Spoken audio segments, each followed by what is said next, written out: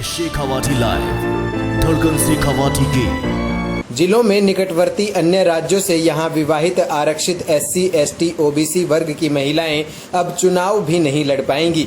हालांकि ये महिलाएं यहां की मतदाता जरूर हैं। गुरुवार को जयपुर हाईकोर्ट की एकल बेंच ने प्रदेश में विवाहित इन महिलाओं को इनकी आरक्षित श्रेणी में चुनाव लड़ने के लिए पात्र नहीं माना है। साथ ही सरकार द्वारा संचालित कुछ सीमित सुविधाओं हेतु आरक्षित वर्ग का जाति प्रमाण पत्र जारी करने की प्रक्रिया को जारी रखने का आदेश दिया है। इससे पूर्व इन महिलाओं को सरकारी नौकरी में आरक्षण के लाभ से भी वंचित किया जा चुका है।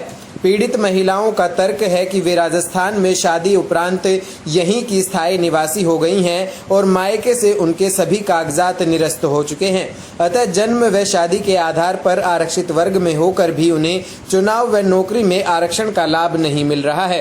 केंद्र प्रदेश सरकार व न्यायालय उनकी समस्या का तार्किक समाधान नहीं कर पाए हैं। हक से वंचित इन महिलाओं ने अब वर्तमान में जारी पंचायती चुनाव के बहिष्कार व राजस्थान चुनाव आयोग द्वारा जारी वोटर कार्ड को वापस चुनाव आयोग को लौटाने का निर्णय लिया है। ये महिलाएं कल से जिलेवार जिला मुख्यालय पहुंचकर अपना मतदाता कार्ड संबंधित जिले के कलेक्टर की मार्फत वापस लौटाना शुरू करेंगी। विवाहित महिलाओं के साथ प्रवासी पुरुष जैसा व्यवहार नहीं होना चाहिए, ये कहना है प्रदेश के सीमावर्ती क्षेत्र की समस्याओं के समाधान के लिए प्रयासरत राजगढ़ चूरू निवासी वेदपाल धानोठी का। उनके मुताबिक सीमित समय व उपदेश के लिए प्रवासी व्यक्तियों के लिए पारित केंद्र सरकार के सर्कुलर को विवाहित महिलाओं पर लागू करने के प्रयास हो रहे हैं। इससे स्थायी तौर पर मूल निवासी बन चुकी महिलाओं के सामने गंभीर समस्या पैदा हो गई है। आरक्षण के मामले में ये महिलाएं व्यवहारिक तौर पर न तो मायके में आरक्षण का लाभ ले पा रही हैं और न ही ससुराल में। प्रदेश सरकार EWS श्रेणी की महिलाओं की इस समस्या का समाधान निकाल चुकी है, तो इन महिलाओं की समस्या को भी समझना होगा।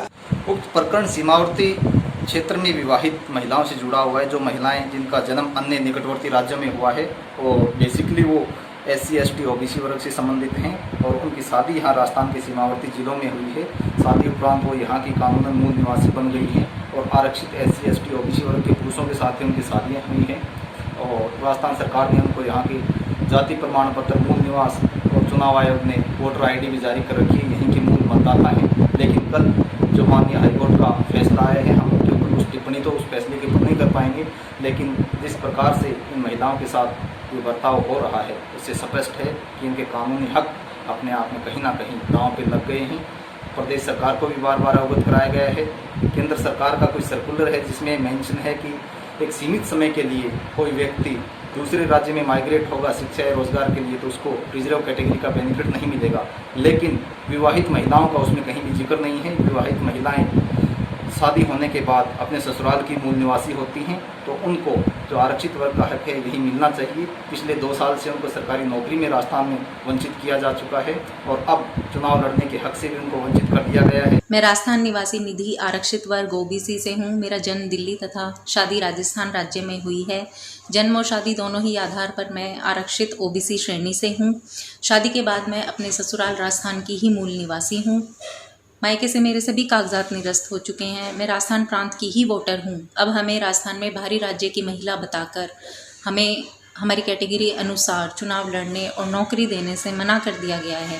अतः मैं वर्तमान में जारी पंचायती चुनाव का बहिष्कार करती हूँ और अपना वोटर कार्ड राजस्थान चुनाव आयोग को वापस लौटा रही हूँ।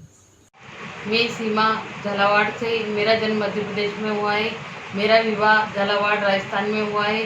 मैं जन्म और विवाह दोनों ही आधार पर अनुसूचित वर्ग में आती हूँ।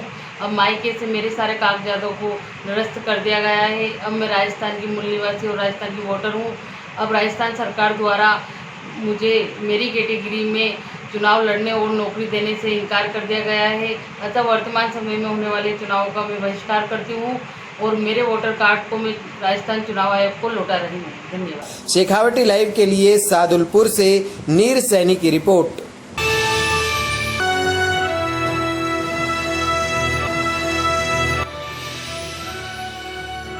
ये है शेखावाटी लाइव, धड़कन शेखावाटी की।